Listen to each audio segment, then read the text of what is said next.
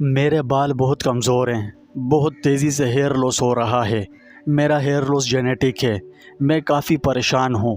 میرے ہیئرز پہلے تو بہت ہی نرم و ملائم، گھنے، خوبصورت اور چمکدار تھے، مگر مانو اب جیسے ان کے زوال کا وقت آ پہنچا ہے، جو مجھے گنج پن کا شکار بنا کر ہی چھوڑے گا۔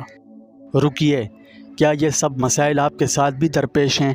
اگر ہیں تو پریشانی کی کوئی بات نہیں، بس یہ ویڈیو آگے آگے دیکھتے جائیں۔ آئی گارنٹی اس ویڈیو کے آخر تک میں آپ کے ہیئر لاس کو لے کر سارے ڈاؤٹس کلیئر کر دوں گا۔ السلام علیکم دوستوں، آج کی اس امپورٹنٹ ویڈیو میں ہم بات کرنے والے ہیں ہیئر لاس کے بارے میں۔ ہیئر لاس میلز اور فیمیلز دونوں کو ہی متاثر کرتا ہے۔ یہ ایک ایسا سنجیدہ مسئلہ بن چکا ہے جو بچوں بڑوں سبھی میں کامن ہوتا جا رہا ہے۔ اب سوال یہاں یہ پیدا ہوتا ہے کہ آخر ہیئر لاس ہوتا کیوں ہے، اس کے پیچھے کیا ریزنز ہوتے ہیں، اور ہم اس پر کنٹرول کیسے حاصل کر سکتے ہیں۔ اس بارے میں ڈرمیٹولوجسٹ کا کہنا ہے کہ 100 ہیئر پر ڈے کا گرنا یہ ایک نیچرل عمل ہے، یعنی اس سے کسی قسم کا کوئی نقصان نہیں ہوتا۔ ایک بال کی عمر لگ بھگ 4 سے 5 سال ہوتی ہے، پھر اس کے بعد کمزور ہو کر بال ٹوٹ جاتا ہے اور اس کی جگہ نیا بال آ جاتا ہے۔ جس طرح درخت سے پرانے پتے گر کر اس کی جگہ نئے پتے آ جاتے ہیں، سیم اسی طرح بالوں کا سلسلہ بھی چلتا رہتا ہے۔ اب آتے ہیں اس سوال کی طرف کہ ہیئر لاس ہوتا کیوں ہے، اس کے پیچھے کیا ریزنز ہوتے ہیں۔ تو اس کے کوئی ایک دو نہیں بلکہ ملٹیپل ریزنز ہوتے ہیں۔ میں آپ کو چند موسٹ امپورٹنٹ اور میجر ریزنز بتاؤں گا۔ ہیئر لاس کا جو سب سے بڑا ریزن ہوتا ہے وہ ہے جینیٹک، جو آپ کو آپ کے پیرنٹس سے وراثت میں ملتا ہے۔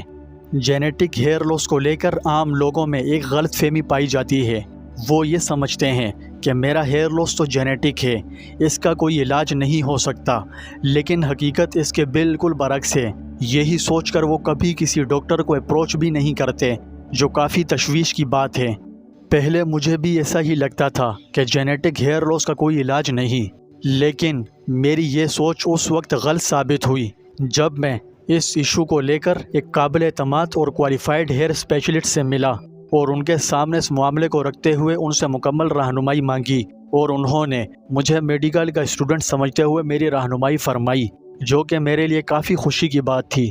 ایک اچھے اور کوالیفائڈ ڈاکٹر کی یہ نشانی ہوتی ہے کہ جب آپ ان سے کسی میڈیکل ایشو کے حوالے سے کوئی سوال پوچھیں تو وہ آپ کے لیے اپنے قیمتی اور مصروف ٹائم میں سے ضرور کچھ ٹائم نکال کر آپ کی پوری رہنمائی کرتے ہیں۔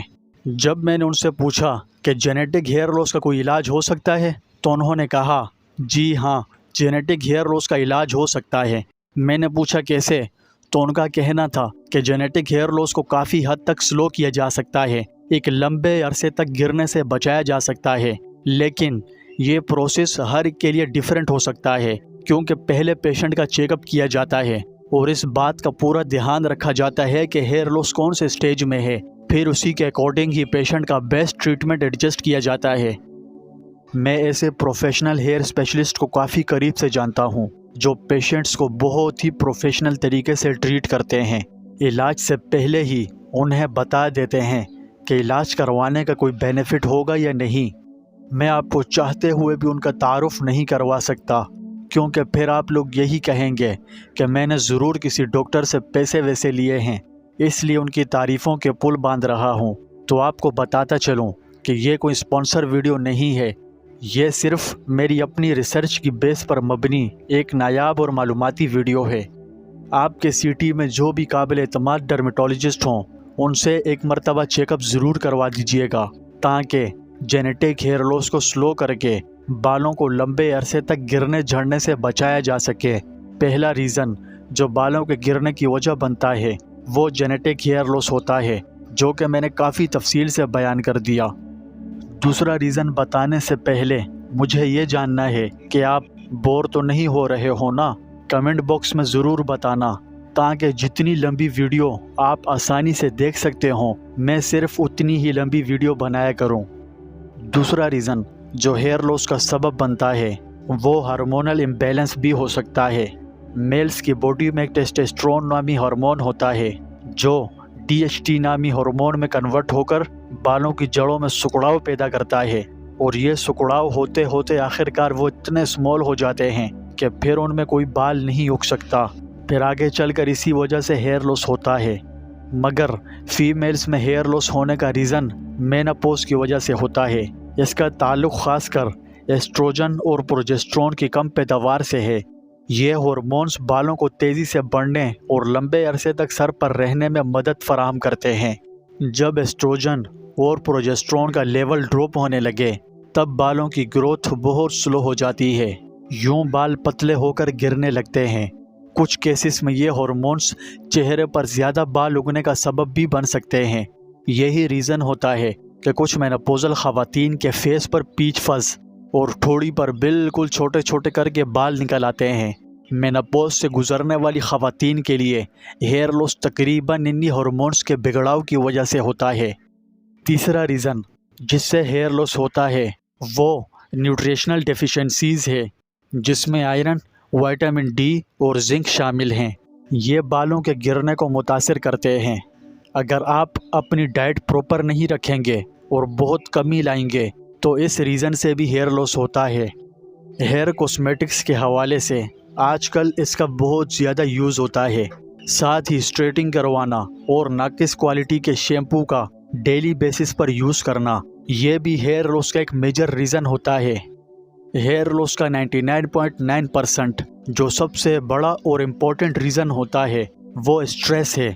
اسٹریس وہ عجیب و غریب اور خطرناک چیز ہے جو کافی اسٹرانگ ہیئرز کو بھی جڑوں سے نکال کر رکھ دیتا ہے۔